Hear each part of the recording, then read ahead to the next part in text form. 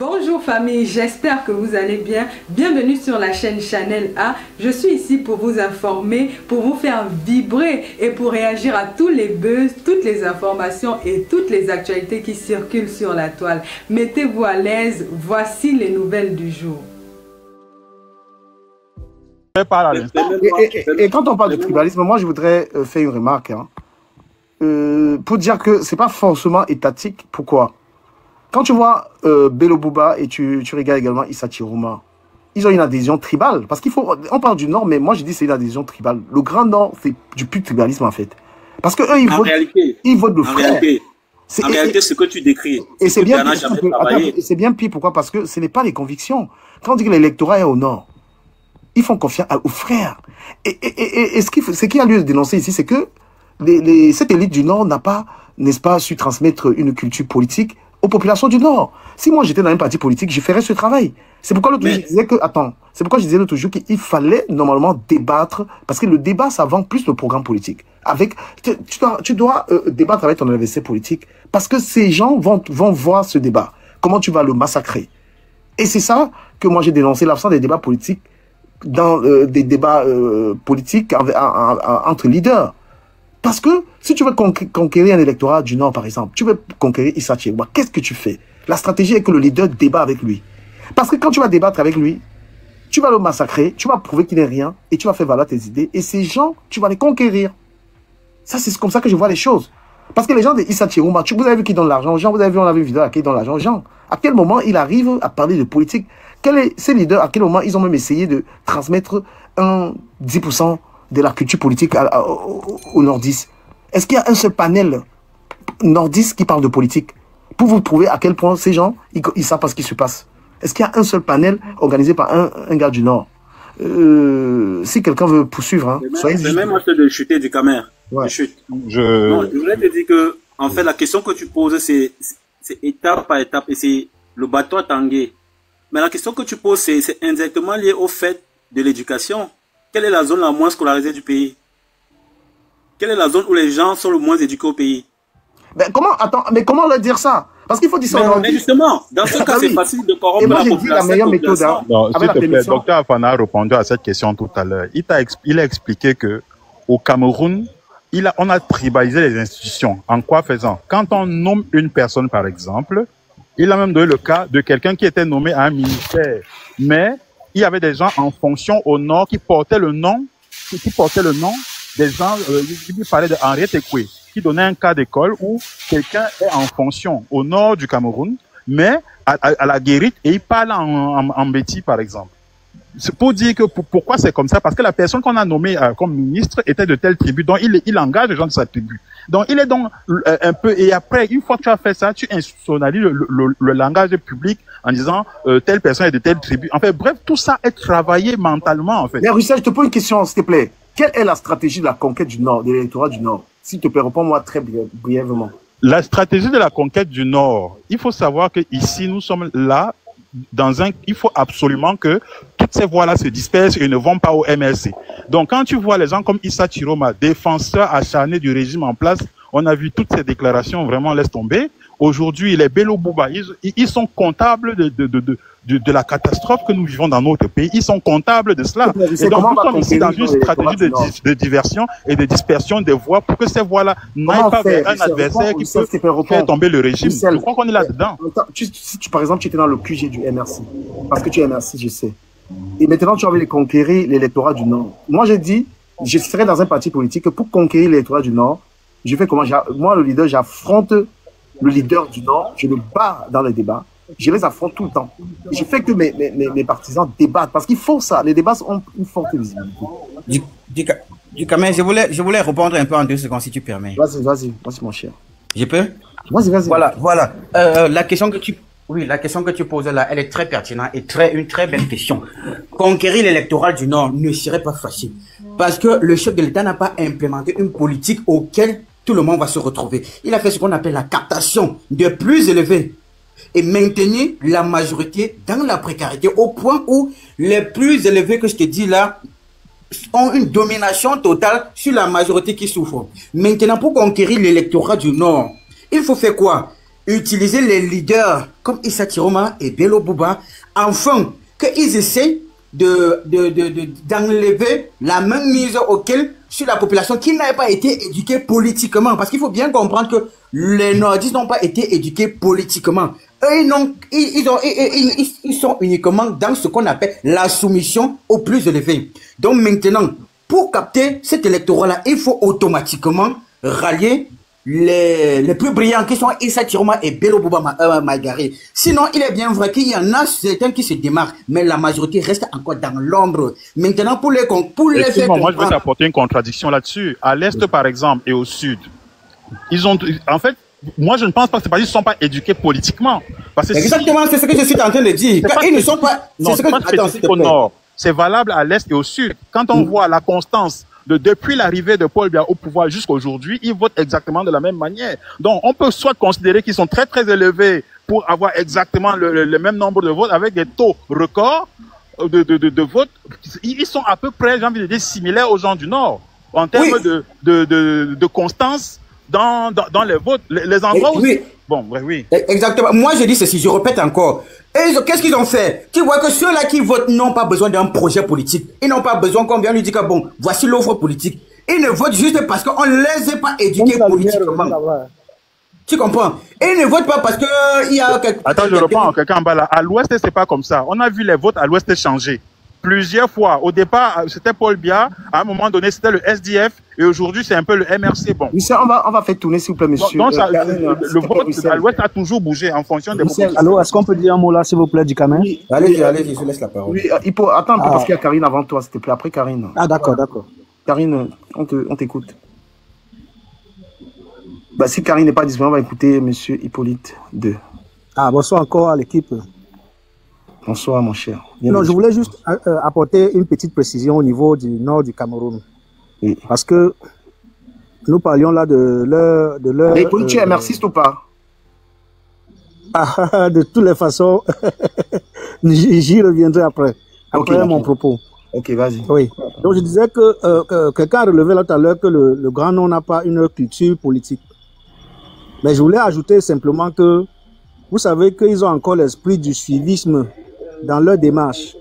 Ils ont encore l'esprit du qu'est-ce que le chef a dit. Chez eux, ce sont les Diaoro, ou bien les chefs de chez eux, en effet. Donc, ils sont encore dans la logique du suiveur. Celui qui doit suivre l'ordre qui a été donné par le chef. Et puis, voilà comment ils font pour se retrouver dans un camp ou dans un autre. Mais il se trouve pour le cas précis que les leaders historiques de cette partie-là avaient fait allégeance au président de la République, au RDPC. Du coup, ça a permis au RDPC pendant des années de gagner dans le Grand Nord avec un score assez élevé. Mais maintenant, Hippolyte, la question que je pose, pour répondre très directement, si tu es dans le projet d'un parti politique qui aspire à conquérir le Nord, que fait-on? Que fais-tu? Moi, j'ai proposé, j'ai dit, moi, je vais dire au leader, si je travaille pour un leader, je dis, va organiser des débats avec ces gens, débat avec eux, écrase-les. Et toi, tu proposes quoi? Non, il est actuellement question de fédérer, j'allais dire quoi, de fédérer d'autres personnes ressources du Grand Nord qui ont déjà une culture un peu avancée en politique. On peut citer quelques-uns comme Mamadou Mota, c'est l'un des vice-présidents du MRC. Mais il n'est pas tout puissant, il n'est pas puissant au Nord, hein. Il faut dire la vérité. Pardon? Il n'est pas tout puissant au Nord. Il n'a pas une grosse puissance au Nord. Hein. Oui, mais c'est une puissance qui est en train de se travailler. Il y a Abdourahmane, par exemple, Abdourahmane Baba, là, qui travaille aussi énormément. Il y a Guibaï Gatama avec le projet de 10 000 nordistes inscrits là, un truc de ce genre. Donc, disons que même les leaders historiques du Grand Nord auront la peine cette fois-ci à rassembler les électeurs. Ce que tu proposes à Hippolyte, attends, je te dis juste un petit truc. Tu parles, M. Issa Chiroma, entre les propositions du RDPC à cette élection, ils peuvent lui demander de rallier à nouveau. Peut-être qu'ils auront un nouveau candidat ou pas. Pourquoi est-ce que, et cette question lui a été posée à Issa Chiroma, au président, parce qu'il est président de parti, pourquoi est-ce qu'on peut le choisir? Donc, pourquoi est-ce que Issa Chiroma choisirait dans peut-être Maurice Kamto ou Cabral comparé au RDPC?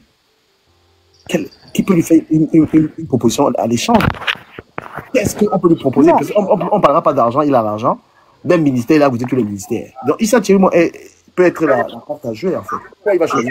Là-dessus. Moi, je crois que ce serait un très très mauvais calcul politique pour le MRC de s'allier à cette. Ouais, Hippolyte. Est-ce que j'avais encore la parole? Oui, vas-y, essaie de conclure, oui, vas-y. Non, je disais que oui, je conclue en disant que non. Sauf si Issa Tiroma va se contredire ou bien s'il va jouer le petit rôle qu'on lui a donné, entre guillemets, moi je mets ça dans les guillemets, traître politique. Parce qu'il ne peut pas tout dénoncer, tout décrier. Ça fait 15 ans, le président n'a pas fait de conseil ministériel. Les ministres sont décédés depuis, le président ne les a pas remplacés, ainsi de suite. Il a décrié un certain nombre de griefs. Donc, du coup, il ne peut pas revenir chercher encore à se positionner. Ça suppose qu'il va donner l'avantage aux autres partis qui sont en concurrence de travailler pour gagner. Donc, il a intérêt à soutenir un autre candidat pour que ça corrige les erreurs que le président a laissées, parce qu'il a reconnu que le président n'est plus en état de travailler. C'est ce que lui-même il a dit. Donc, sauf s'il va se contredire ou sauf s'il va... Ouais, Hippolyte, tu as un problème de réseau. Quand même, j'interviens, je descends. Non, pardon, on va respecter l'autre. C'est Madame Karine Coiffure. Madame Karine, on vous écoute. Madame Karine, vous êtes là ou pas? Elle n'est pas là. Vas-y, très rapidement. Après, on va passer la parole. Non, je voulais dire, la question que tu poses, on ne peut pas la résoudre. Non, Karine, si vous êtes là parler, madame, on vous écoute. On veut bien écouter une dame. Bonsoir, la famille. Bonsoir. Pardon. Ok, il n'y a pas de souci. Ah ouais, vas-y. Non, je disais que la question que tu poses, on ne pourra pas la résoudre aujourd'hui. Parce que le fait que tu dises qu'il respecte beaucoup, en fait, c'est une question d'éducation politique. Et c'est pas dire que la question que tu poses prouve que le président n'a pas travaillé. Alors, comment les convaincre? On ne pourra pas. Il n'y a plus assez de temps. Mais ce n'est pas... Attends, mais tu dis... Franchement, moi, je vais vous dire un truc. Hein. À un moment, arrêtez même d'avoir une fixation sur le président, sur le gouvernement. Il faut plutôt... Oh là là. Moi, j'ai dit, si tu ne sais pas si tu es émergiste ou pas, il faut être dans la stratégie de la conquête du pouvoir. Être encore là à gérer que le gouvernement avait... Franchement, c'est... Non, mais écoute-moi. Je dis ceci. Je parlais d'Issa Tiroma. Oui. Avec ses instructions, sa masse qui va le suivre. Oui. C'est-à-dire que pourquoi est-ce que les populations directement vont non, la question qui était posée était la suivante. Comment conquérir le Nord? Merci du quand même, merci.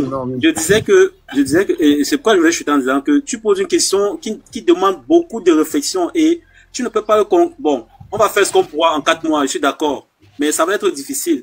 Mais à la base, c'est quoi? La base, c'est juste scolariser et mettre ça dans les cours d'éducation civique en disant qu'est-ce que c'est la République, qu'est-ce que c'est un programme politique, pourquoi il faut voter pour les idées. On n'a jamais fait ça. Et donc, on ne va pas venir à moins 4 mois et demander pourquoi les gens suivent un leader. S'ils n'ont pas été préparés dès le départ, comment tu veux qu'ils changent? Ils vont toujours suivre ce qu'ils ont suivi. Parce que ces mêmes gens ne peuvent pas savoir ce que c'est une inflation. Bon, Dikame, donne-moi la parole, s'il te plaît. Pas la majorité, pas la totalité. Mais ouais, merci, pardon. Permets qu'on évolue parce qu'il y a du monde. Après, il y a le docteur Afana qui est prioritaire. Oui, oui, permets-moi de finir, je descends. C'est pourquoi je disais qu'en 4 mois, je ne sais pas quelle méthode je vais utiliser. Tout est possible dans la vie. On a compris. Et finalement, si je suis un leader, tu m'auras rien proposé. Hein. Pardon. Bon. Afrique Grandeur, parce que oui, Afrique Grandeur t'écoute très bien. Oui, merci Dikame. Le tribalisme politique au Cameroun, en fait, ça a toujours été, le tribalisme a toujours été politisé au Cameroun depuis 82, hein, depuis que Paul Biya a pris le pouvoir. Donc, il s'appuie, n'est-ce pas, sur ça pour sa conservation du pouvoir. Mais avant lui, il y avait Aïdjo. Avant lui, Afrique. Oui, avant lui, il y avait Aïdjo. Mais j'ai fait des recherches.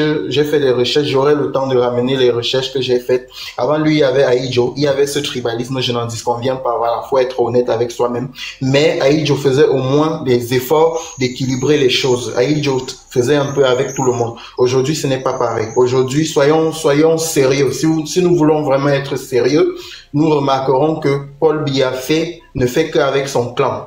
Il ne fait qu'avec son clan et il y a une sorte de retournement de situation. Dès qu'il y a une communauté, peut-être Bamileke ou Sawa, qui veut revendiquer une certaine chose, allez, on te jette le propre, on dit que c'est vous les tribalistes, voilà. Il y a cette sorte de lâcheté là que je remarque et il exploite, n'est-ce pas, cette lâcheté pour pouvoir se maintenir au pouvoir. Du moins, peut-être pas lui, parce que avec son âge avancé, on sait que c'est son clan qui tire sur les ficelles et tout. Et donc, il y a ce tribalisme politique. Et quelqu'un a souligné tout à l'heure, je vais être rapide, je ne vais pas monopoliser la parole. Quelqu'un a souligné tout à l'heure le fait que certaines masses ne sont pas éduquées politiquement. Ben, c'est vrai. C'est vrai quand même. Aujourd'hui, vous avez vu Issa Chiroma Bakari qui a fait, je ne sais pas si c'est d'actualité, il a fait cette sortie aujourd'hui. Il y avait un monde fou. Allez savoir, est-ce que ces gens-là ont même une carte électorale? Ils vont parce que c'est le frère, c'est voilà, c'est Issa Chiroma Bakari. Il y a ce truc-là. Le Cameroun a besoin d'être éduqué politiquement parce que nous avons tous des mêmes problèmes. Nous avons des mêmes problèmes. Et ceux-là qui, moi je suis Bamileke, je suis du Ndé, je suis de Tonga. Il y a ces gens-là qui disent ouais les Bamileke ceci, les Bamileke cela, mais quand tu vas au fond, tu vois qu'ils souffrent par rapport à ces Bamileke là. Attention. Aujourd'hui, quand moi je dis que je veux le changement, c'est parce que je veux le changement pour les gars du centre, je veux le changement pour les gars Boulou, je veux le changement pour les nordistes, je ne veux pas le changement que pour le Bamileke, parce qu'on connaît tous, voilà, je ne vais pas faire le comment je vais dire ça, je ne veux pas faire le fier, on sait tous comment les Bamileke ils se battent. Les Bamileke ont été balkanisés. Ma grand-mère m'a raconté l'histoire de l'indépendance. Je ne veux pas aller dans l'histoire non plus. Les Bamileke, pour aller de l'ouest de Tonga jusqu'au centre, il fallait en laisser passer. Il fallait en laisser passer. Et les laisser passer, c'est le chef des Tonga, le chef des Banganté, c'est lui qui devait partir, ou bien son représentant, aller à Yaoundé, soit pour faire les courses et ramener, ravitailler le village. Ce n'était pas n'importe qui traversait pour aller de l'autre côté. Il y a ce truc-là qui est resté dans la conscience collective, de telle sorte que ceux qui ont le privilège d'abriter, n'est-ce pas, la capitale politique, ils pensent que c'est le champ de cacao de leur père. Mais non, nous, ce que nous voulons au Cameroun, c'est que le Cameroun change, un président monte au pouvoir, il redécentralise les choses de telle sorte, même s'il faut enlever la capitale à Yaoundé, pour dératiser les mentalités de ceux qui pensent que, voilà, quand tu es à la capitale dans Yaoundé, ça veut dire que tu as une certaine primauté par rapport aux gens. On va voilà. écouter Docteur Afana, s'il te plaît. Docteur Afana, voilà. tu as la parole. Ouais, merci, je vais couper mon micro pour ne pas déranger. Alors, j'ai une question. Excusez-moi. Merci, Justement. Non, tu sais, il y a des affirmations que les gens disent et ils pensent maîtriser la politique, ils parlent du jeu politique et ils racontent du n'importe quoi. Les nordistes ne sont pas cultivés, les nordistes n'ont pas la culture politique, du n'importe quoi, du n'importe quoi. Vous avez la culture politique des nordistes. Mais les nordistes, ils ont fait les élections en 55, en 54, en 56. Vous parlez de quoi? Vous sortez même doucement avec ces affirmations du village-là. Que mais les nordistes sont pas éduqués. Non, il faut arrêter ça. Le tribalisme politique, ce sont les Français qui l'ont installé au Cameroun à partir de l'élection qui a été structurée autour de la loi Gaston Defferre. Si tu peux regarder l'élection territoriale du 23 décembre 1956, tu vas te rendre compte que chaque parti, plus ou moins, représentait une région ou une géographie du Cameroun, et les élus de ces partis politiques étaient exclusivement les gens de cette région-là. Je vais te, à titre d'exemple. Après l'élection de 56, tu avais l'Union camerounaise qui était conduite par Aïdjo. Tu avais eu 30 conseillers, et tous les 30 conseillers étaient du Nord. Tu avais le mouvement démocratique camerounais qui avait 20 conseillers. Tous les 20 conseillers étaient élus du Sud et du Centre. Tu avais les paysans indépendants avec 9 conseillers. Tous les 9 conseillers étaient élus de la région Bamileke. Et tu avais le groupe d'action nationale présidé par M. Charles Assale, qui comptait 8 conseillers, y compris M. Soko Priso. Et la majorité des élus étaient de la région côtière. Voilà d'où le tribalisme politique s'est installé au Cameroun. Mais Ahmad Aïdjo arrive au pouvoir en 1960, il est même président, et on rentre dans le régime du parti unique et de manière implicite du parti État. Donc de 1960 jusqu'à 1985, pour être plus précis, ce tribalisme politique connaît ce que je vais appeler un rabais. Les gens arrêtent de s'identifier à un parti politique qui représente la région ou le village. Tout le monde maintenant est dans la machine de guerre qu'on appelle l'UNC. Et si tu veux t'exprimer, tu t'exprimes à l'intérieur de l'UNC. Donc, de 60 à 85, il n'y a plus de tribalisme politique au Cameroun. Et c'est ça qui a fait évoluer le Cameroun. La compétence primaire. Tant que tu connais, tu connais. On peut critiquer le président Ahmad Aïdjo. D'ailleurs, je le critique moi aussi, même si je n'en ai pas les compétences. Mais personne ne peut nier ici qu'il a placé le Cameroun à un niveau très élevé. Il a laissé le Cameroun au rang de pays à revenus intermédiaires et un pays qui jouissait de son autosuffisance alimentaire. On te parle de 700 sociétés et entreprises nationales avec le franc CFA, sans rendre un centime à la Banque mondiale.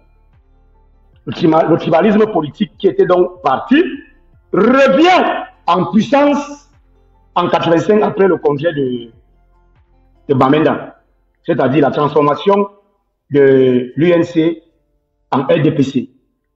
Le président de la République, Paul Biya, pour asseoir son dominus sur l'étendue du territoire, personnifie in primo luogo la fonction présidentielle, tribalise les institutions et ethnicise la politique. C'est-à-dire, désormais, au sein de ceux qui étaient le RDPC, qui continuaient à fonctionner comme parti unique, les élites ont fabriqué ce qu'on appelle une élite politico-administrative qui a pour unique vocation de contrôler les gens de sa localité.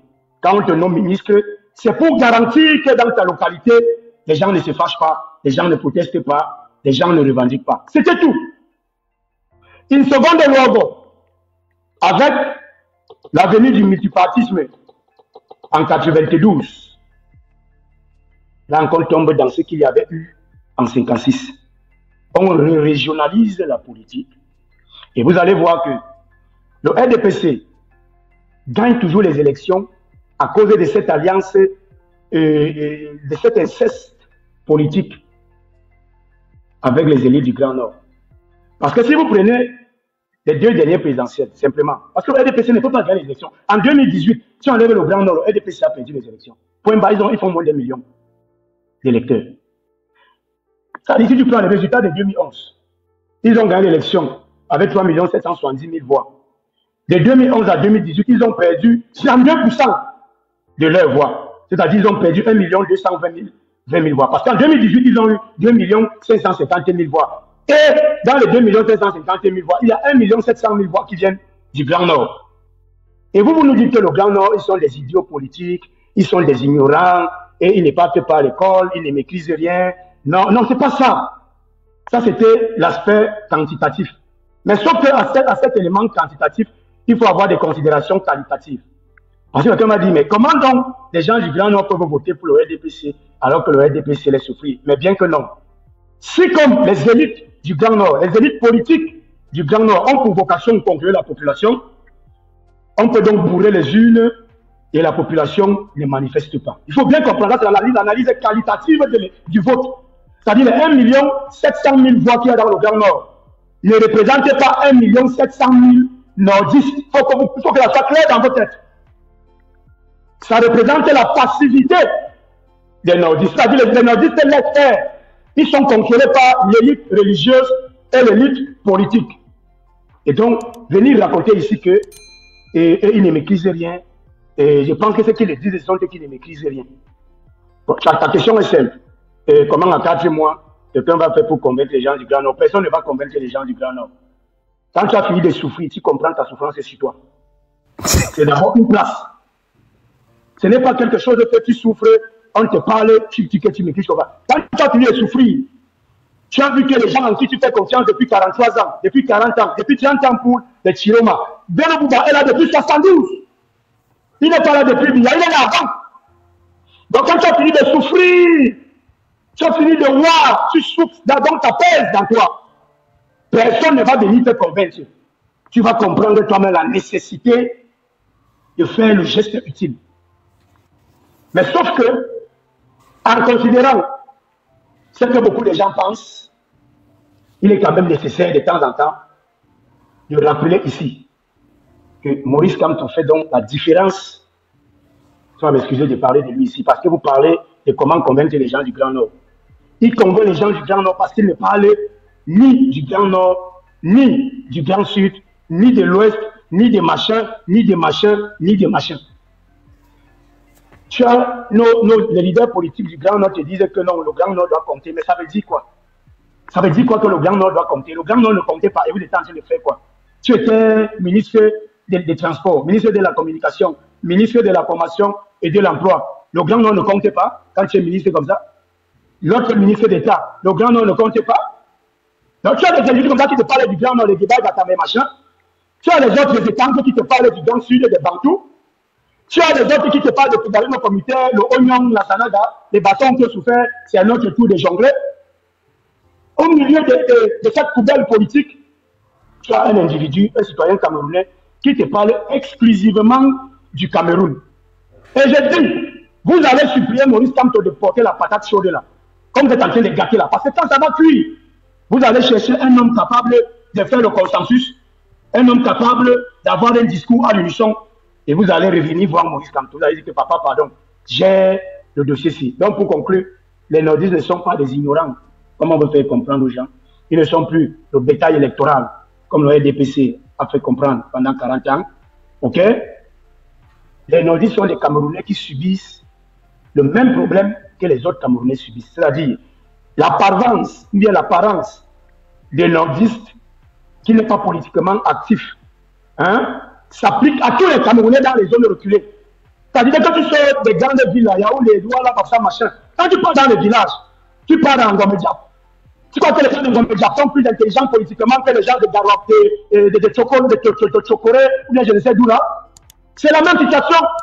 Dans les villages, tu as cette élite comprador, cette élite bandit, de grands voleurs, qui utilisent les moyens de l'État pour intimider la population, qui précarisent les gens, qui bourrent les urnes et qui font croire que ces pauvres populations sont d'accord avec le régime en place. Et comme il n'y a personne pour surveiller ça, ça part comme ça, on a dit que mais les gens sont quand même bêtes. Comment le régime les fait souffrir, ils votent encore le régime 100%. Personne ne vote le régime 100%.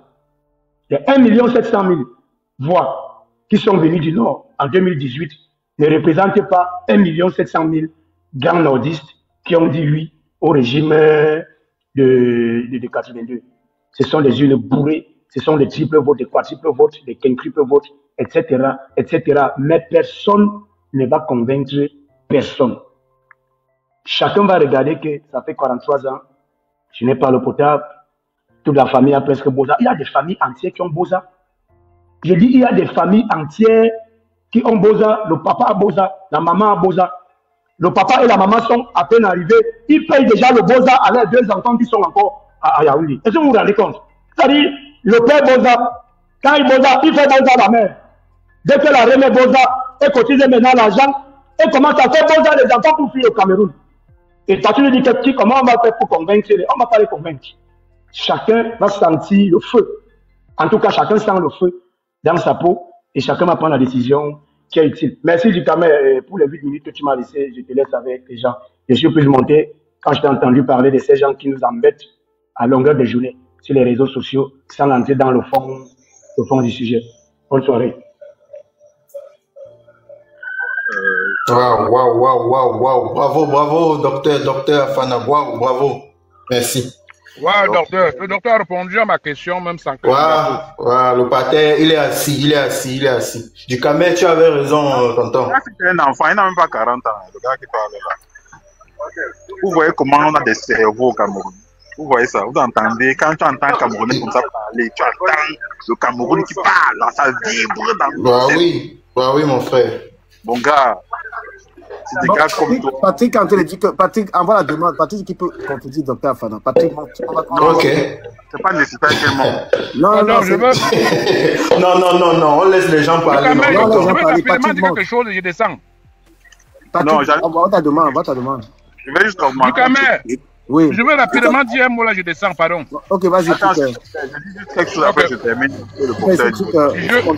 Pardon, moi, c'est 2 minutes, je ne suis pas un homme de conférence, pardon. Yes. Moi, je voulais dire que concernant la question que tu as posée, comment les gens doivent gagner les gens du Nord là, moi, je pense que les leaders, n'importe quel opposant qui est là, s'il veut gagner le Nord, qui est un grand cercle électoral, doit verser ses militants là-bas pour aller, même si c'est maison par maison, parce qu'on voit ça ici en Occident, les gens marchent, envoient les gens partout, maison par maison, ils toquent, et ils causent avec les gens, même 2 minutes, ils parviendront à grignoter quelques personnes, malgré que leur chef leur dit les choses, mais ils vont même se retourner contre leur chef.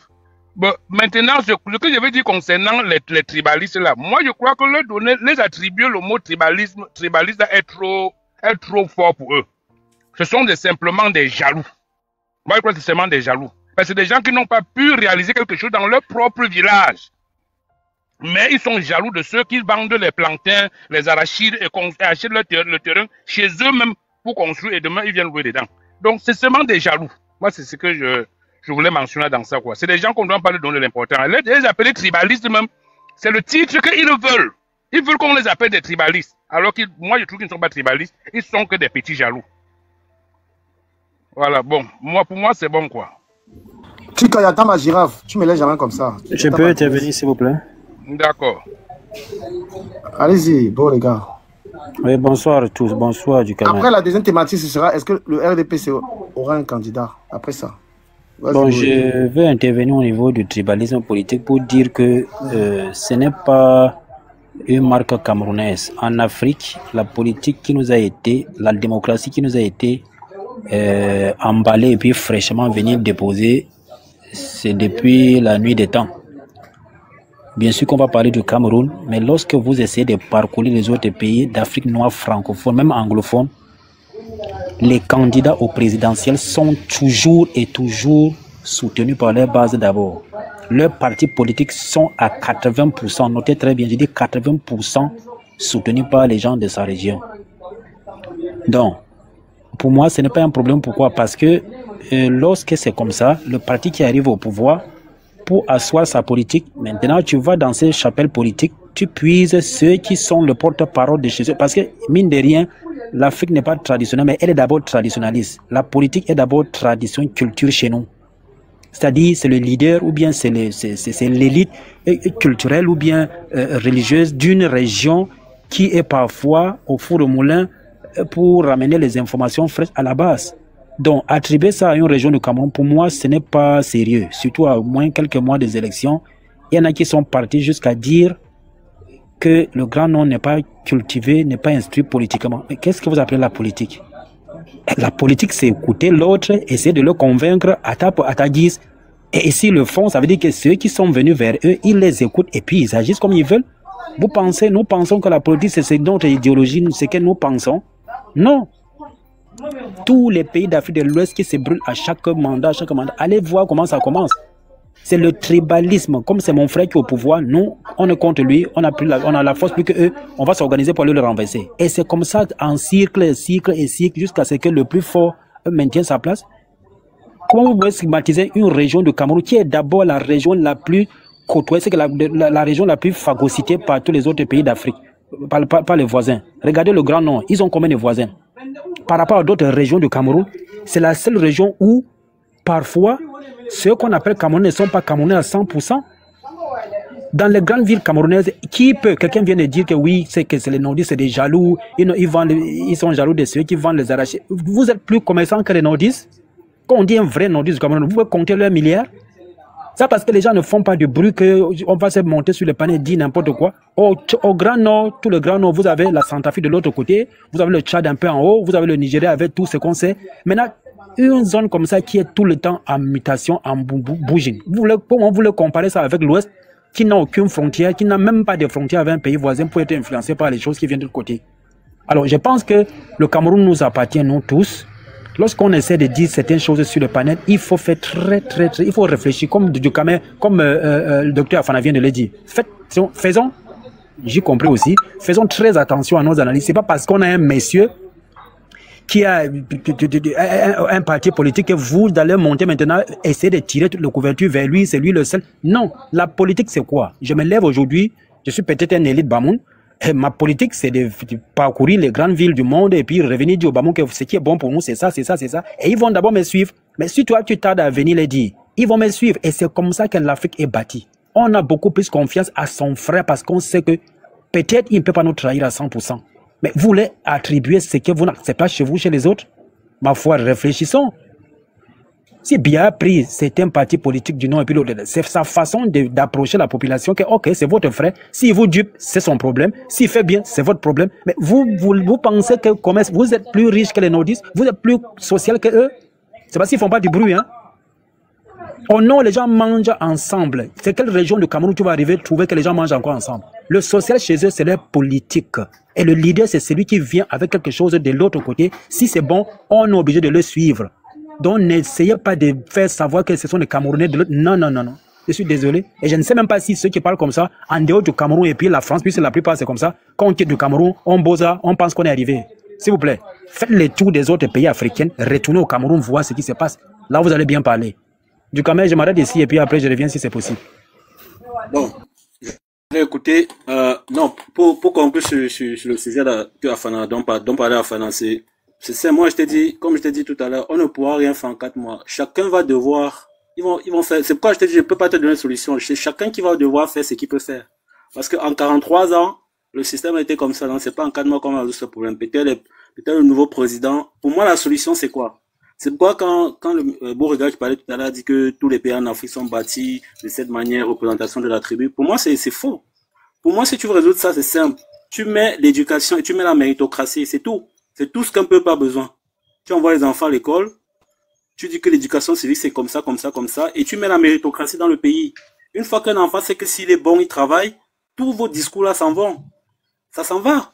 Il n'y a que le médiocre qui va accepter, suivre quelqu'un qui est dans le faux parce qu'il sait que ce n'est que comme ça qu'il peut s'en sortir.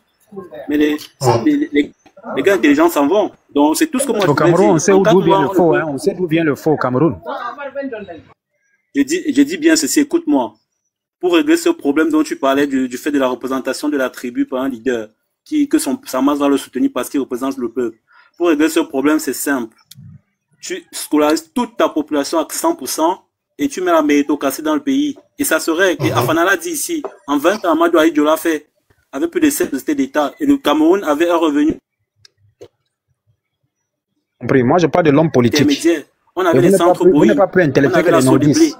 On avait le centre Bouygues, on avait le tout. Mais on ne parle pas d'un jeu d'intellectualisme. Je te parle de ça. Moi, je t'ai parlé de on est en train d'analyser la situation politique qui prévaut en ce moment. Voilà, je parle de la politique. Voilà, je parle de la politique. La situation politique. Il se trouve que nous avons un cancer. Je parle de méritocratie. Méritocratie, c'est déjà autre chose. La méritocratie, c'est déjà la fonction, c'est déjà le travail. Ok, moi, je parle de politique. La politique. Toi, tu parles de politique. Toi, tu penses que tu connais, que tu maîtrises. C'est-à-dire, vous venez invectiver les autres parce que vous estimez que vous avez... mais c'est mon point de vue. Je ne t'ai pas dit que je suis professeur de droit. C'est mon point de vue. Et c'est comme ça que vous êtes. C'est mon point de vue, mon frère. C'est mon point de vue. La politique en Afrique, c'est d'abord tribaliste. Tu montres ta bassesse. Tu viens déjà, tu montres, je suis Bamoun. Et puis quoi? Tu es Bamoun et puis quoi? Tu parles des notes. Les notes sont mandatés de parler d'eux. C'est un exemple que j'ai pris, hein. C'est un exemple que j'ai pris. J'ai dit la politique en Afrique, que tu le veuilles ou pas. On parlait du Cameroun là. On est en train de parler. Tonton Beauregard. Comme un baroun. La politique, mon ami, laisse ça là. Vos petits mots là, ça ne passe pas partout. Je vous ai dit que la politique en Afrique, elle est d'abord tribaliste. Non, pas d'insulte, les tontons, pas d'insulte. Respectons-nous, pas d'insulte. Non, laisse-les. Moi, je n'ai pas fait ça.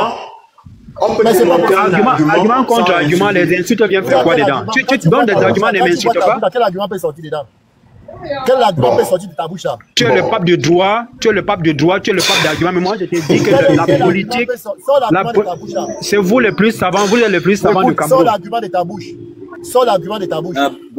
Permets-moi de répondre à vous. Les nordistes ne sont pas politiquement cultivés. Les nordistes ne sont pas politiquement cultivés. Tu peux détacher la CDR nordiste. En fait, dignité, laisse-moi un peu parler. Je suis en train de parler, m'a coupé. Beauregard. Que les nordistes ne sont pas politiquement humus. Tu fais la politique que les nordistes? Tu peux? Beauregard, je suis en train de donner une conclusion ici. Et toi, tu attribues des mots aux gens. Je ne sais pas pourquoi tu vas attribuer des mots aux gens. Je te dis ceci. Tu as fait une référence en disant qu'en Afrique, je te dis donc qu'en Afrique, il y a ce problème parce que on ne scolarise pas toute la population et on ne met pas la méritocratie en avant. Une fois que tu as mis ces deux éléments, ça disparaît, tout ce que tu racontes là. Ça disparaît. Je vais te faire émotion à ce niveau-là. Je vais te poser une motion. Regarde, ça vaut la parole. J'ai le chrono, s'il vous plaît. Non, je vais te poser une motion. Lui qui vient de me parler, c'est une motion. Je finis de parler aussi. Pardon, je finis de parler. Après, mais la motion, c'est la personne qui vient de parler, c'est pas vous. C'est une motion. Attends, tu rates ton temps, Beauregard. Quand tu rates ton temps, il y a le chrono là. J'ai déjà perdu une demi, 15 secondes. Je finis, après tu prends la parole, s'il te plaît. Je voulais simplement dire que, concernant tes propos, Beauregard, j'ai voulu que tu nous donnes l'exemple du Sénégal. Quand tu dis que la politique est toujours tribaliste, tu me donnes la tribu on l'appelle Diomaye Faye, de Macky Sall, de celui qui l'a précédé là, c'était qui là? Les 4 présidents sénégalais là. Tu me donnes leur tribu et tu me dis, est-ce que c'est leur base tribale qui les a votés, qui les a élus comme président du Sénégal? Parce que vous dites toujours, oui, dans l'Afrique francophone. Je veux vraiment que tu me donnes des détails sur le cas du Sénégal. Ça, c'était juste la question que je voulais te poser. Tu pourras répondre hein, à ton tour de parole. Pour ce qui concerne le sujet qui est là, le RDPC aura-t-il un candidat? Moi, je dirais pratiquement non. Et je pense que depuis qu'on a commencé à débattre de la politique camerounaise, depuis que moi j'ai commencé à le faire, il y a plus d'1 an, j'avais toujours dit que s'il faut un candidat qui n'est pas Paul Biya dans le RDPC, il aurait fallu que ce candidat se manifeste depuis plus d'1 an. Ce n'est pas à la veille des élections qu'on va nous sortir quelqu'un comme ça, un inconnu, même si c'est quelqu'un qu'on a l'habitude de voir un ministre ou alors le premier ministre comme certains RDPC nous disaient que oui, contre John Gouté, ou alors sur Franck Biya, il y en avait comme ça qui donnaient quelques noms parce que eux-mêmes ils ne savaient, ils croyaient pas à la candidature de Paul Biya, mais eux-mêmes ne savaient pas qui pouvait remplacer Biya. Donc vous voyez bien que on en est à 4 mois pour les élections. Même dans le RDPC, ils ne savent pas s'ils pourraient avoir un candidat qui n'est pas Paul Biya. Et comme Issa Tiroma nous a dit que Paul Biya ne gouverne plus, donc ça veut dire que on n'acceptera pas la candidature de Paul Biya. Puisqu'on a déjà des informations comme quoi il ne gouverne plus, on sait maintenant qu'il gouverne. Mais que l'une des familles, comme a dit Issa Tiroma, qui se confronte au niveau de la gestion de l'État, du pouvoir de Paul Biya, mais cherche un candidat et nous permet donc de pouvoir le juger. C'est ce qui est le plus important pour nous les Camerounais aujourd'hui.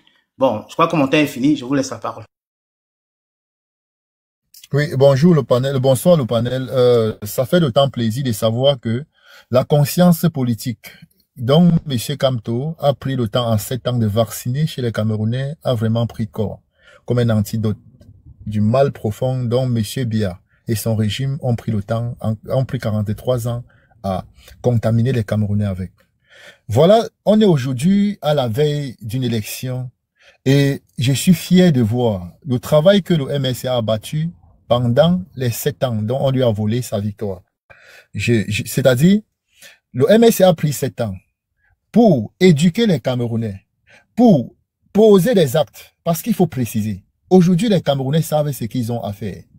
Laissons les personnes qui sont dégringolées et qui ne savent même pas ce qu'ils disent des fois, qui veulent venir contester ce qui est, et qui veulent, non pas d'arguments, qui veulent parce que ils ont une haine viscérale en eux, ils veulent extérioriser cela en faisant croire que leur petitesse peut amener l'action que l'autre a posée à devenir petit comme eux.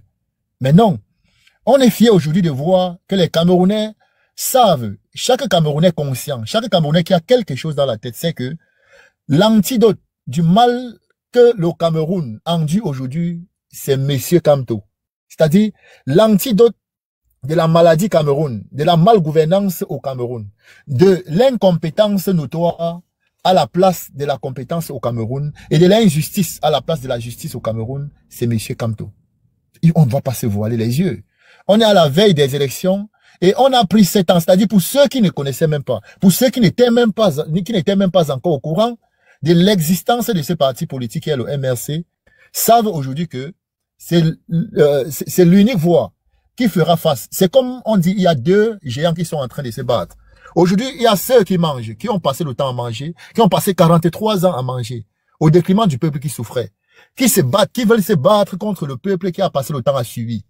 Le peuple qui a passé le temps à voir ses droits déniés, à voir la justice lui être enlevée. Il n'y a que ceux-là. C'est-à-dire, il y a 2 combattants dans le ring aujourd'hui. Le peuple qui souffre contre ceux qui mangent. Et leurs complices, il faut préciser, parce que ils ont assez de complices aujourd'hui. Il y en a qui sont payés pour balancer n'importe quoi, comme ceux qui sont en train de venir raconter ce qu'ils ne connaissent même pas. C'est-à-dire prononcer des mots qu'ils ne peuvent même pas définir là. Donc, on est fiers aujourd'hui de voir le MSC là où il est. Bon, je prends la parole juste pour dire, après je vais descendre. Est-ce qu'ils auront un candidat? Bien sûr qu'ils vont présenter, peut-être qu'ils vont présenter quelqu'un, mais moi ça me fait rigoler aujourd'hui. Pendant 43 ans, ils n'ont jamais travaillé. Même respecter la constitution, n'ont jamais respecté. Quand il fallait déposer les dossiers à temps. Le candidat d'un pays, le président d'un pays n'a jamais fait de débat télévisé à l'élection présidentielle. Il n'a jamais fait. Et les médias ne se sont jamais intéressés à ça. Jamais. Ça veut dire qu'en 2018, il a fait 30 minutes d'un discours, on dit qu'il a fait campagne. Il n'a jamais fait un débat télévisé pour défendre ses idées, pour défendre sa politique, pour dire ce qu'il a fait, avec tous les scandales qui s'en suivent. Il n'a jamais fait. Donc c'est pas une surprise.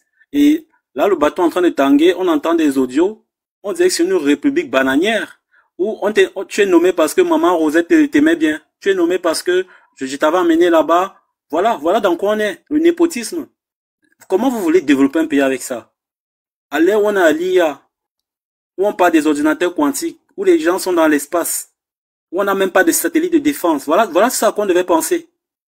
Si un jour on nous rattaque, le Nigeria nous rattaque par Bakassi, on fait comment, on se défend comment? On n'a pas de satellite militaire de l'espace pour contrôler nos frontières. Boko Haram rentre, il sort comme il veut. Il n'y a pas de programme politique. L'argent est dépensé, les budgets, les impôts augmentent, la dette augmente. Il n'y a pas ça. Il n'est jamais venu défendre son programme. Et à la veille, on veut nous expliquer que non, c'était lui qui était le bon et les autres sont faux. Tous ceux qui volent, rien, il ne fait rien. Et au crépuscule, on nous demande quel candidat ils vont présenter. Ils vont se battre comme ils peuvent, mais tous sont vieux. Qui? Le secrétaire général Kuete, il a la 80aine. Barangele, il a plus de 90 ans. Ils vont présenter qui? Ils vont se débattre entre eux là-bas, ça ne nous intéresse plus. Concentrez-vous sur les nouveaux présidents sur ceux qui ont des projets sérieux et qui ont travaillé dans leur vie, qui sont exemplaires. Concentrez-vous, il y en a beaucoup. Ils vont se déclarer comme ils peuvent. Mais je suis content que la réalité explose en face. Parce que ça en était de trop. Il y a les inondations au nord de partout. Il y a les attaques. Les gens meurent dans les hôpitaux. Les femmes sont enfermées à l'hôpital parce qu'elles ont accouché, n'ont pas l'argent. Elles sont enfermées, là, séquestrées. On a vu ça au XXIe siècle. Il n'y a pas d'eau potable dans les grandes métropoles. Il n'y a pas de canalisation. Construction anarchique. On a vu ça où? Ça existe où, ça? Non, je suis très content de ce qui arrive. Là, maintenant, tous ceux qui défendaient le régime, moi, je les entends un peu trop. Ils ont peur, pourquoi? Qui continuent à défendre la médiocrité. À un moment donné, ça va s'arrêter, que vous vouliez ou pas. Donc, je ne sais pas qui vont présenter, mais qui se démêlent, ça ne m'intéresse même pas. On ne peut pas avoir... Comment on peut côtoyer autant de médiocres? Moi, je ne peux pas. Quelqu'un d'intelligent sort de ce pays, s'en va se construire ailleurs. Je ne sais même pas par où, comment on peut même encore parler de ce régime.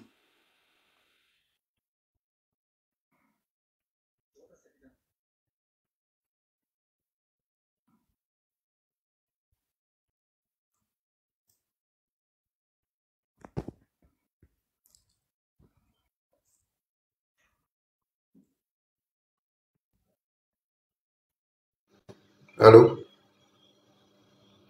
Ouais, je ne vous entends plus, les gars. Mais pas. Voilà. Pour faire une petite synthèse, Borrega est venu avec des idées de tribalisme, machin et tout et consort. On n'est pas là pour ça. Le débat était de savoir le tribalisme politique au Cameroun. Comment résoudre cela? C'était ça le débat. Le débat n'était pas de venir dire que les Bamileke sont moins outillés que les Nordistes et tout ça. Tout ça, ce sont des discours qui nous divisent. Ce sont les discours qui nous divisent. S'il y a une seule personne responsable du tribalisme politique au Cameroun, c'est le régime Biya.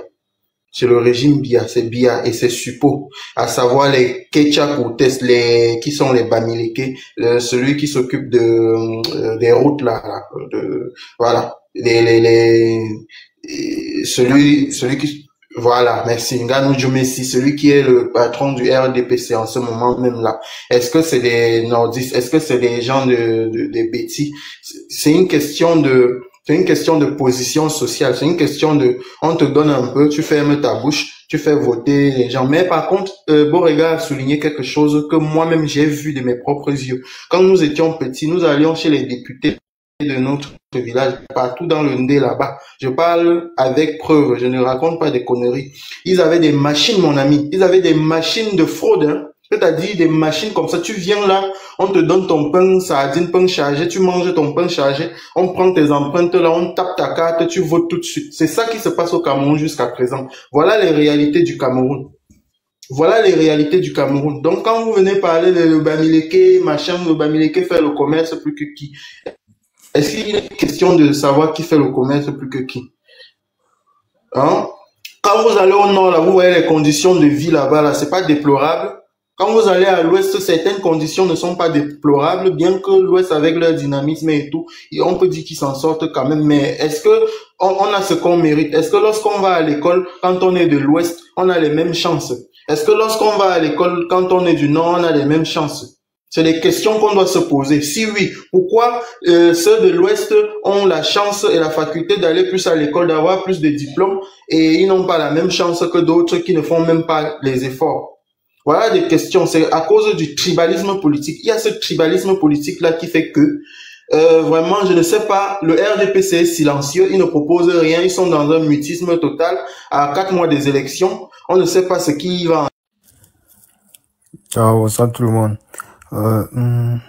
Concernant le thème, je dirais que le RDPC est libre de présenter un candidat ou pas. Mais les Camerounais ont déjà compris le jeu. Aucun Camerounais normal ne peut encore tomber dans le jeu du RDPC parce que depuis 2018, on les a donné 7 ans de nos vies. Ils n'ont rien fait avec. Même goudronner une route digne de ce nom, ils n'ont pas fait. Ils n'ont pas fait. Et pourquoi est-ce que la population pourra encore leur faire confiance? Ça, c'est du n'importe quoi. Pour que le RDP se présente, le président Paul Biya ou un autre candidat, ça ne passera pas. Le peuple du changement est là. Et tout sera réglé en octobre prochain. Et concernant du côté du changement qui s'attarde sur les propos de ce monsieur-là, de ce monsieur Beauregard-là, moi je vous conseillerais de ne pas vous attarder sur ça. De un, il n'est pas Bamoun, ce monsieur-là, on se connaît très bien. C'est juste un monsieur qui a grandi dans le Noun. Il m'avait bloqué juste parce que lui-même me connaît. C'est un monsieur qui a grandi dans le Noun. Et puis, il a eu des avantages du pouvoir, il est ici en Occident, tout. Il travaille pour le régime. Donc, il ne peut que vous amener dans cette route-là, la route du tribalisme. Parce qu'il travaille pour le régime, il défend sa mangeoire.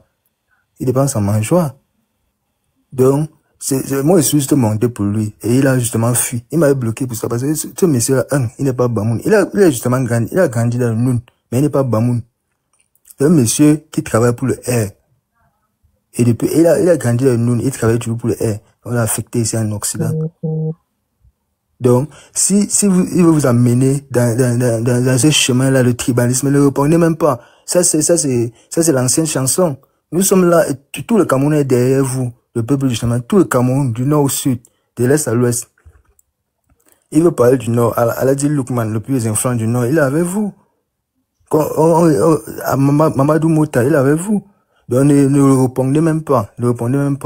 C'est juste je veux dire quoi? Un roux blanc, en fait. Il se cache derrière un masque pour pouvoir diviser les Camerounais. Et il n'a pas un autre langage que celui-là. Et si vous parlez du programme, il va fuir. Et ils sont nombreux comme ça. Donc, c'est tout ce qu'il y avait à dire. Merci.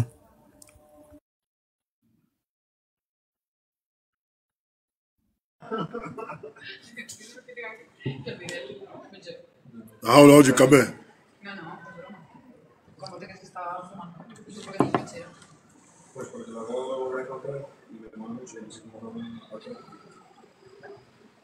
Una buena tarta de queso. Parle, frérot, parle. Toi qui es monté là, parle. On t'écoute. Il ne parle pas. Ouais, il ne parle pas, quelqu'un d'autre prend la parole. Okay. Bon, moi, je crois que je ne vais pas parler à chaque fois. La poner pequeña, Je vais reprendre la parole juste pour dire que le RDPC aura-t-il un candidat? Ça, c'est un très bon sujet. Hein. Moi, je pense que on devrait creuser sur ce sujet-là, même si on a des choses à dire en périphérie, parce que il faut analyser aujourd'hui le RDPC, n'est-ce pas? Le RDPC est prisonnier de Paul Biya.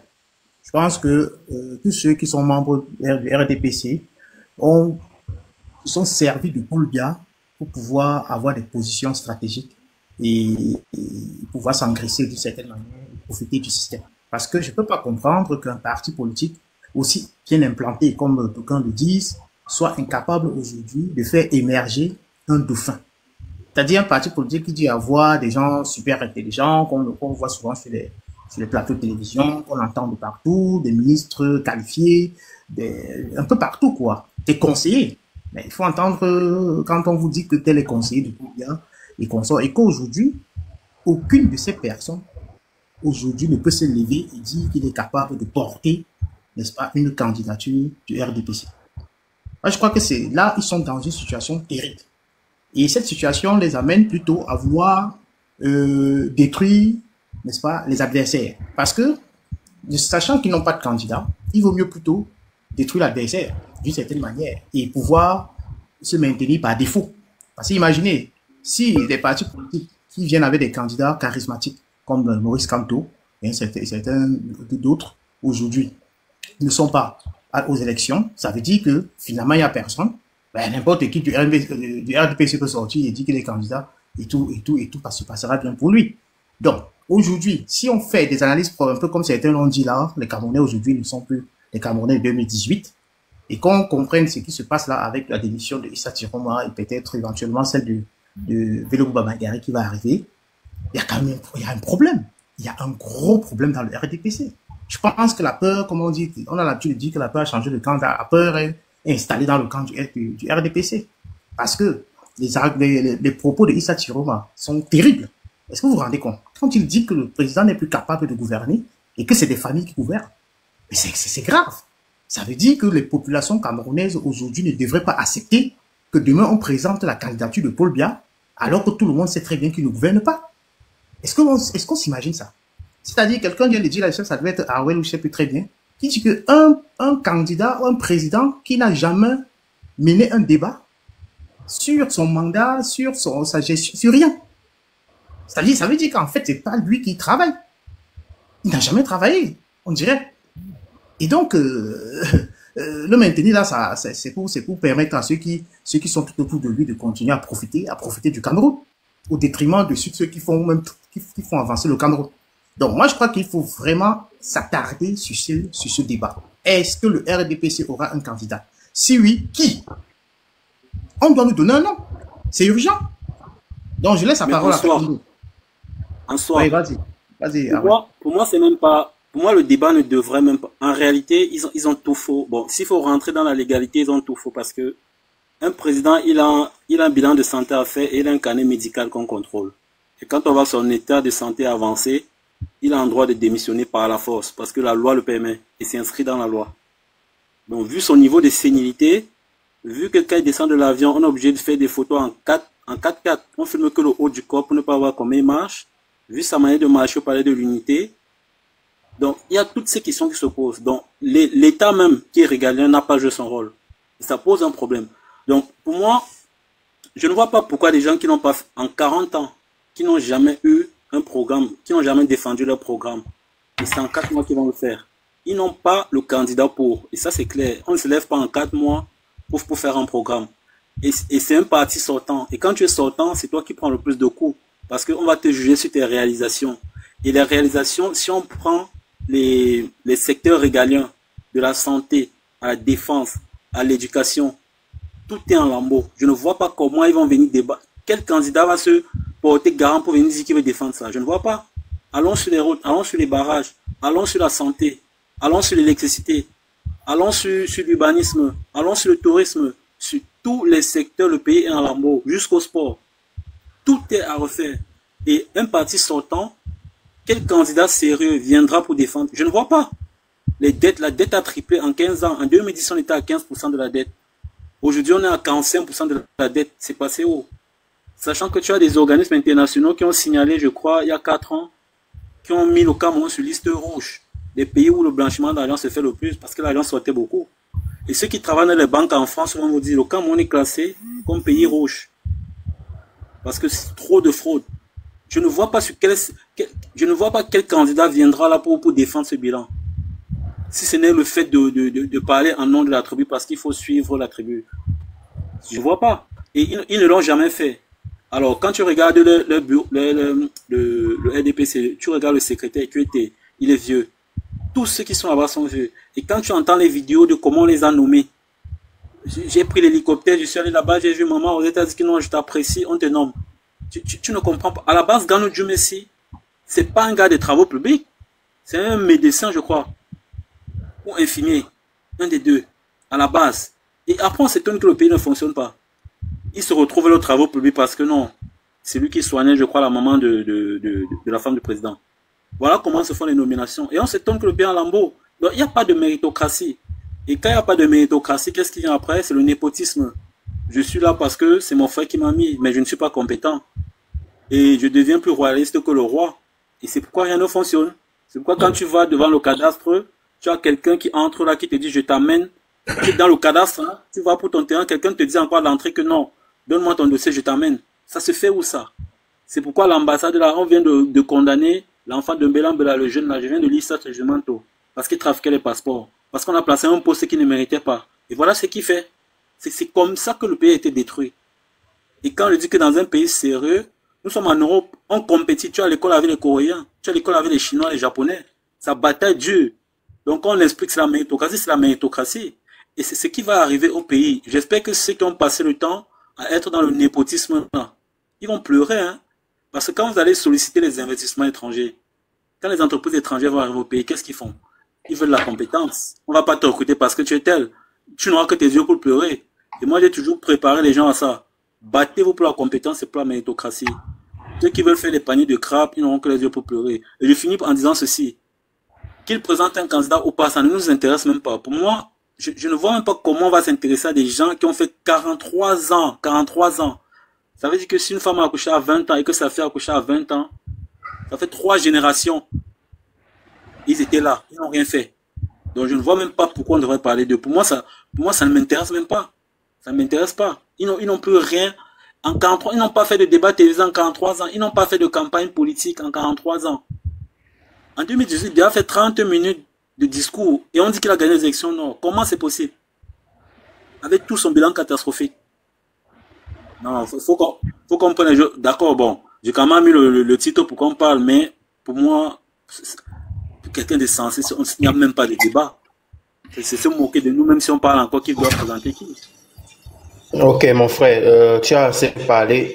Moi, ce que je voudrais dire, c'est que faisons très attention. Soyons dans l'observation parce que ce qu'ils sont en train de mijoter là, vous croyez que après avoir fait 43 ans de pouvoir, après avoir sauvegardé énormément d'argent, des sacs d'argent, vous avez vu des scandales avec des ministres qui avaient des sacs d'argent enfuis dans les sous-sols et consorts, voilà, et tout le blabla. Vous pensez que ils vont laisser ça, les gars? Vous pensez que, vous croyez vraiment qu'ils vont rester en victimes résignées? Maurice Kamto, avec tout son charisme qu'on connaît, les Cabral Libi, tout ça, là, les Issa Chiroma aussi charismatique, il va aller faire ce truc qu'il est en train de faire, à venir les gagner, et ils vont dire, ok, vous avez gagné, levez les mains en l'air et dire que c'est bon. Ils ne vont pas laisser. Je crois qu'ils nous préparent quelque chose, soit un coup constitutionnel, soit le sagat.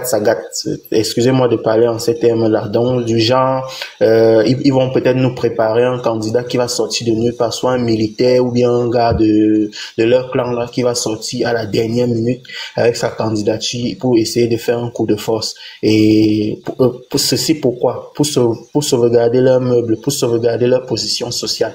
Parce que on ne va pas se mentir, ils ont acquis tellement de positions de confort, ils sont restés dans leur zone de confort. Perdre ça, c'est quoi? Ça veut dire que tout cela vont prendre fuite parce que ne vous y trompez pas.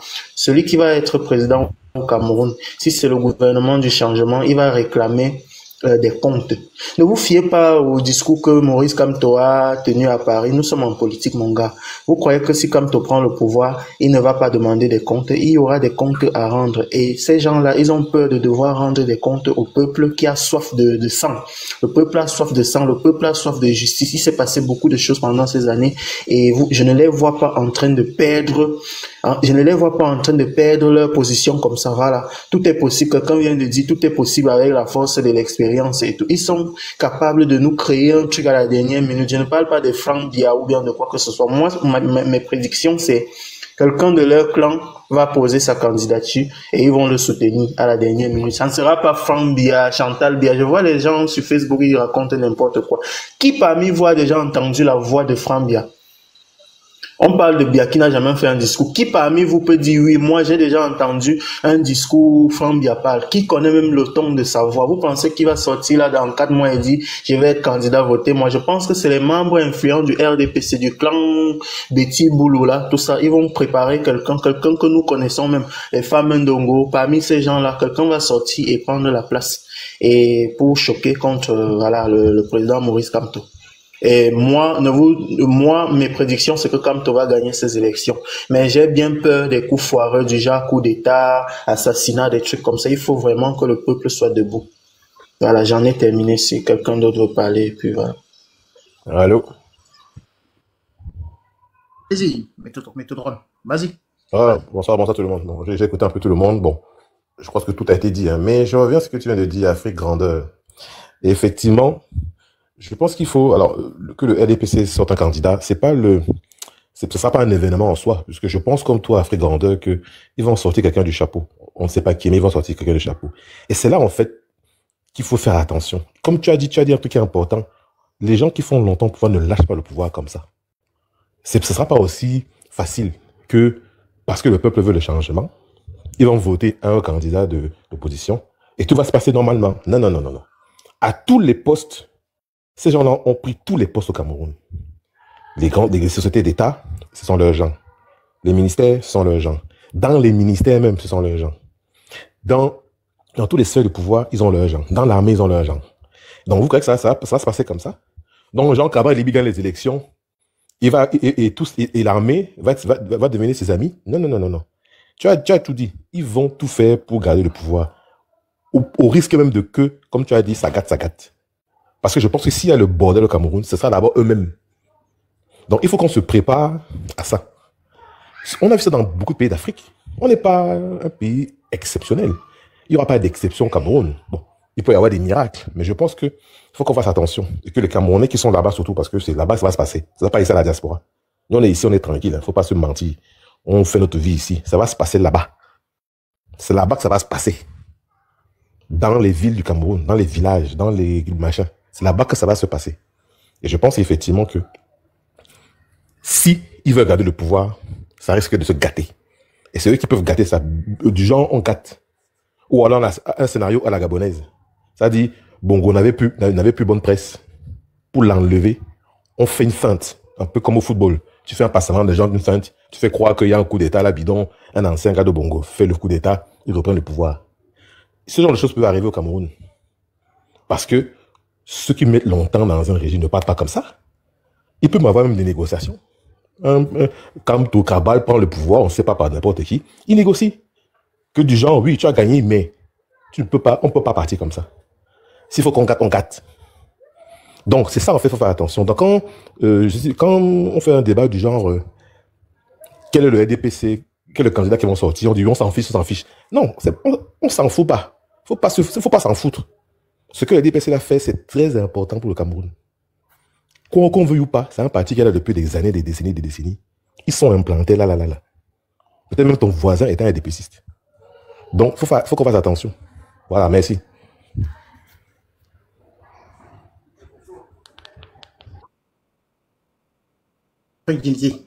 Afrique Dignité, tu prends la parole ou pas? Moi? Non, oui. Afrique Dignité, d'accord. S'il ne parle pas, je vais reprendre la parole. Je suis pas d'accord avec vous, hein, Afrique Grand et Méthodrone. Parce que vous dites toujours que oui, les gouvernements qui sont restés longtemps ont du mal à partir. Je suis d'accord, mais il y en a qui sont partis quand même. Hein. Il y en a même qui sont partis démocratiquement. Mathieu Kérékou est parti. Hein. Ne restons pas toujours sur les mauvais exemples. Mathieu Kérékou est parti alors qu'il avait déjà fait 30 ans de pouvoir, ou même peut-être un peu plus de 20 ans. Donc moi, je pense que c'est un peu être pessimiste hein, dans ce sens. En plus, le Cameroun, ce n'est pas le Gabon, hein, n'est-ce pas? Le Cameroun, dans la sous-région, là, ne ressemble à aucun autre pays. N'est-ce pas? Nous, on a un parcours quand même assez singulier quand on regarde le Cameroun. Et même quand vous dites que oui, ils vont sortir quelqu'un du chapeau, qui? Tous ceux qu'on peut sortir du chapeau sont là. Donnez un nom. Depuis plus d'un an, je demande toujours à tous les RDPCistes. Puisque vous dites que Paul Biya est vieux et qu'il ne peut plus se présenter, qu'il aille se reposer, donnez-nous un nom. Tous ceux qui peuvent être candidats du RDPC, ils sont là. On les connaît. John Gouté.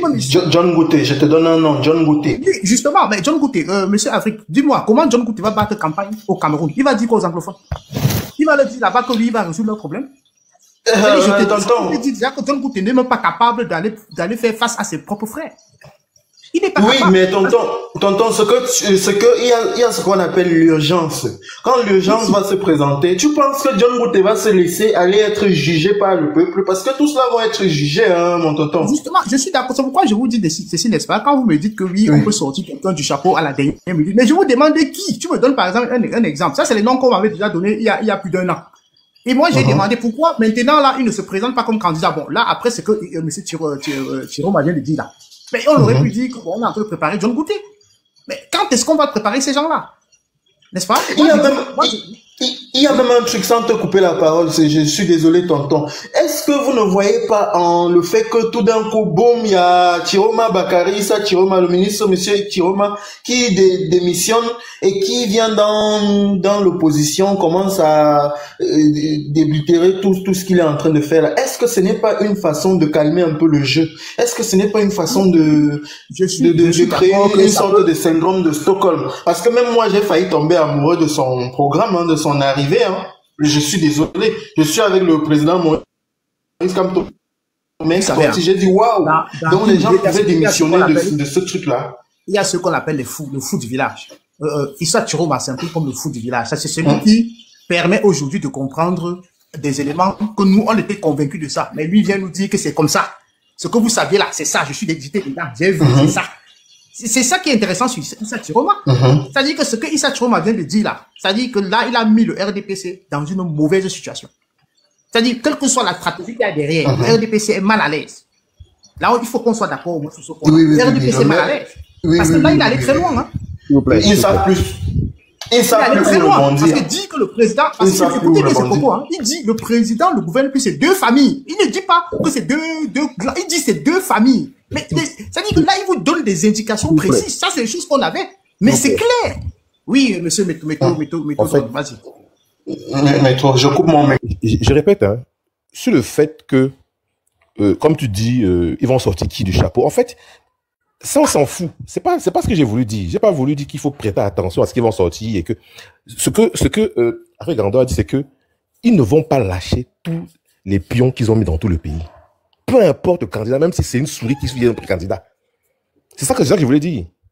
Même s'ils sont battus aux élections, c'est-à-dire pas les chiffres, ils vont pas lâcher le pays là. C'est tout ce que je voulais dire. Et que c'est là qu'il faut faire attention, c'est tout. Voilà. Analysons, hein. On analyse un autre ton. C'est un avis que tu as. Moi, j'analyse de ma manière, pas mon observation. Moi, je ne vois pas comment, s'ils sont battus à la régulière, ils ne vont pas lâcher. Parce que c'est la seule issue de sortie. Tout à l'heure, docteur Afana dit pardon, désolé. Oui. Afana dit quelque chose de pertinent tout à l'heure quand il a déroulé. Il a dit, vous risquez même de venir supplier Kamto que vient prendre le pouvoir pour calmer peut-être la situation. C'est-à-dire parce qu'il n'y aura personne. Dites-moi, c'est pourquoi je me fais quelle situation? Quelle situation? Ils veulent gâter. Hein? Quelle situation? Quand tu dis qu'ils vont venir sauver la fête. Non, je parle du fait que s'ils veulent gâter. Parce que tu dis qu'ils ne veulent pas laisser, ils ne vont pas partir. Ils sont partout. Mais s'ils gâtent, à la fin, ils ne seront pas gagnants là-dedans. Parce que même en gâtant, ils ne sont pas gagnants. Je suis d'accord avec toi, mon ami. J'ai jamais dit qu'ils vont gagner. J'ai dit qu'il y aura le bordel. Non, je veux dire gâter. Parce que tu dis qu'ils veulent gâter. Ils peuvent gâter même si. Moi, c'était mon opinion. Tonton Métrodome, laisse-moi lui répondre. Gâter, c'est ce qu'on appelle l'instinct de suivi politique. Je ne sais pas si tu as déjà vu un serpent qui est en pleine mort. Quand tu tapes le serpent, il ne sait plus comment faire. Il mord partout, il tape la tête partout pour finir se tuer lui-même. Je pense qu'ils vont vouloir faire ça. Ils sont en pourriture, ils sont en pleine pourriture à l'intérieur. Oui, ils sont en pleine pourriture. Et le geste de monsieur Issa Thiroma Bakary, ce sont les signes annonciateurs de cette pourriture-là. D'aucuns vont dire que c'est des jeux politiques, c'est pour casser un peu l'ambiance, l'engouement de Maurice Kamto. Je ne vois pas ça comme ça. Je vois ça comme quand un bateau est en train de couler et tu as un gilet de sauvetage, tu as une pirogue de sauvetage, tu quittes le bateau.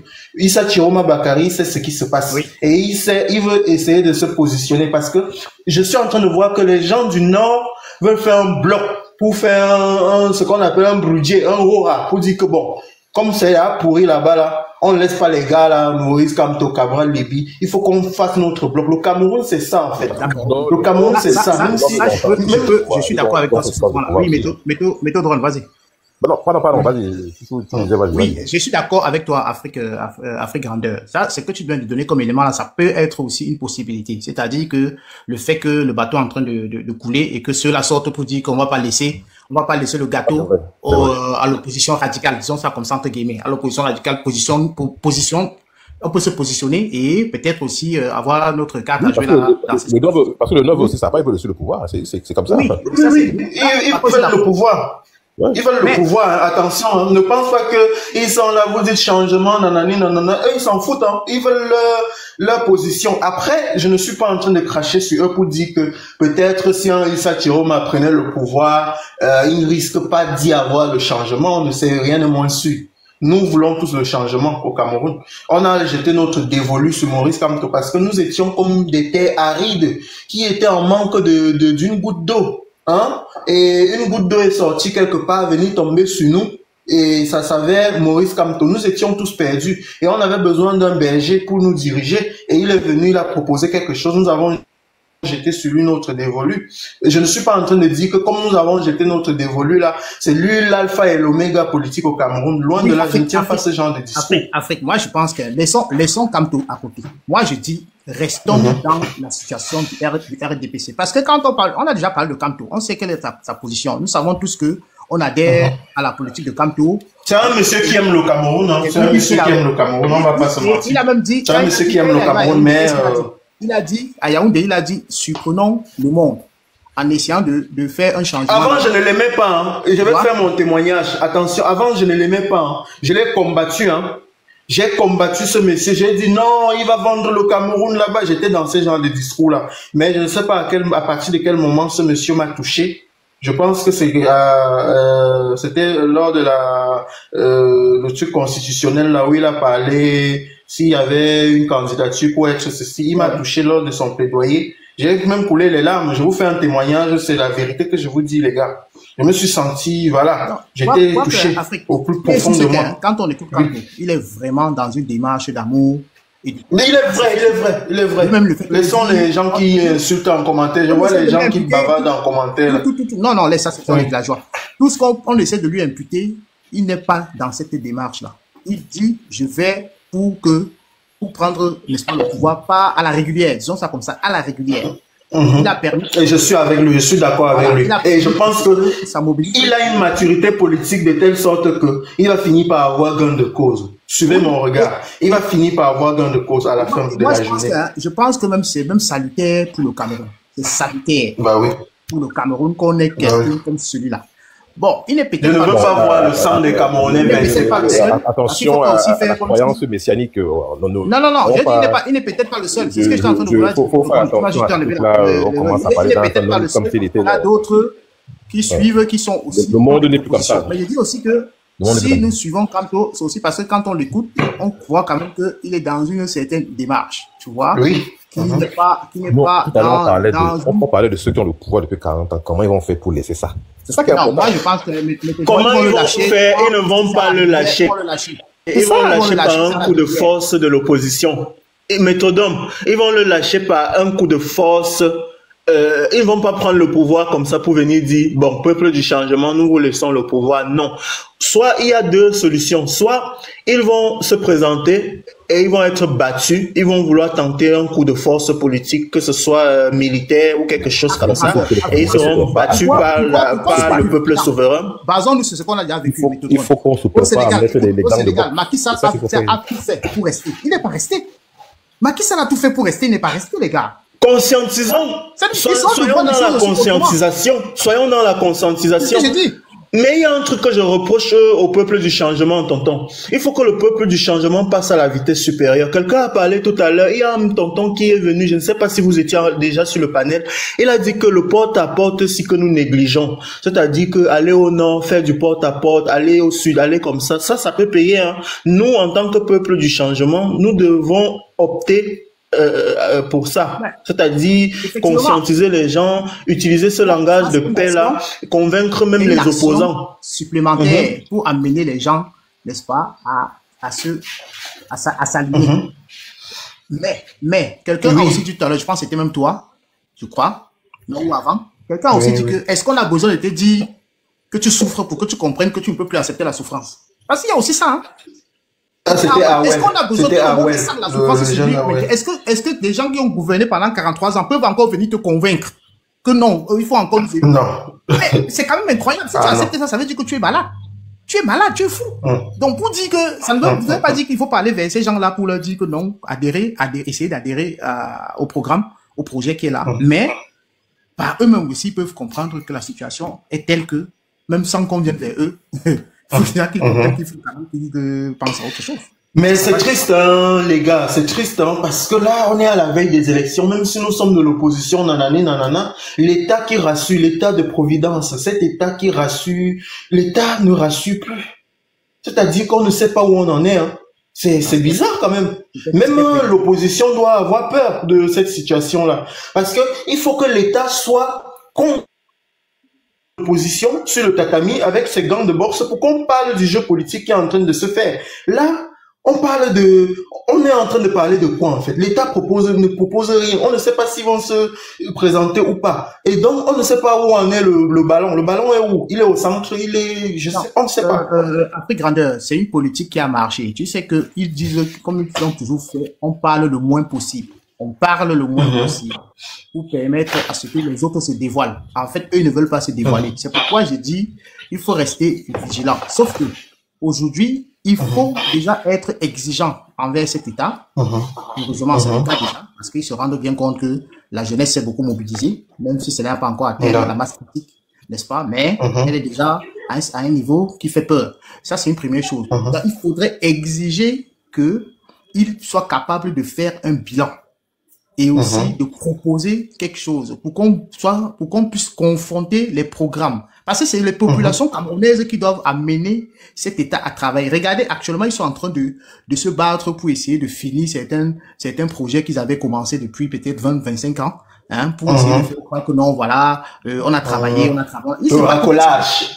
Ils sont en plein racolage politique. Il faut qu'ils aient quand même un minimum d'arguments. Il faut qu'ils aient un minimum d'arguments. Ils sont en train de se battre. Je suis dans le groupe d'une fille qui est dans les travaux publics là, au Cameroun. Chaque jour, elle m'envoie les photos des routes qui sont en train d'être aménagées, bitumées, et tout le reste. Ce qu'elle a envoyé comme photo en moins de 6 mois dépasse ce qu'elle a souvent envoyé depuis 10 ans.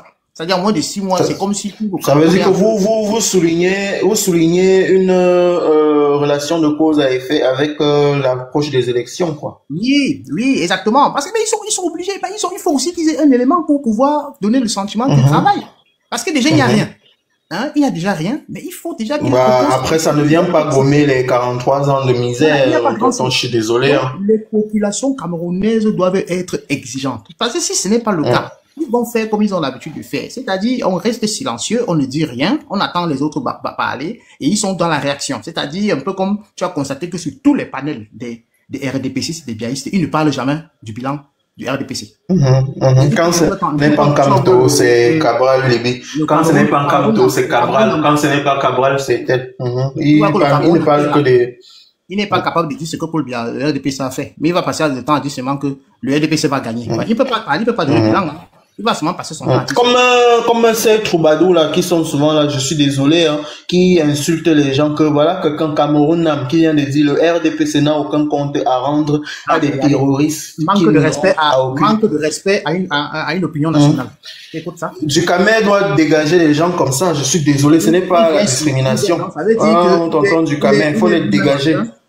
Tu vois, pour lui, c'est que le Cameroun lui appartient. Hein. C'est-à-dire, lui, il ne sait pas. Il faut dégager les personnes comme ça. Les terroristes. Qui est terroriste? Ils pensent que c'est eux seuls. Ils pensent que c'est eux seuls qui ont le membre de famille dans le RDPC. Ils oublient que même nous, on a les membres de famille, on a nos parents dans le RDPC. C'est-à-dire, quand je les entends parfois, ils disent que, mais ils croient qu'ils sont, comme on est tombé du ciel. On a nos parents. C'est ça. J'avais suivi le discours de professeur Maurice Kamto. Il disait que il faut qu'on enlève certaines idées dans les mentalités de certains Camerounais, hein, qui pensent que le fait que j'ai souligné ça à l'entame de mon propos, qui pensent que le fait que la capitale politique du Cameroun soit à Yaoundé, c'est devenu le champ de patates de leur père. Il faut qu'on enlève ça. Moi, je suis pour le fait que le président Kamto, si Dieu le veut, Dieu bénisse, il prend ce pouvoir-là, il enlève la capitale, il met même au nord. Parce que les gars, on est d'accord que si la capitale était même au nord, les nordistes, c'est des gens qui ont un peu l'humilité, c'est pas des gens qui, voilà, ils sont moins vaniteux. On est d'accord là-dessus. Parce que les gens, ils pensent que le fait que... Non. Afrique. À chaque fois, moi, non, je suis désolé, je maintiens ma position, hein. Je maintiens ma position.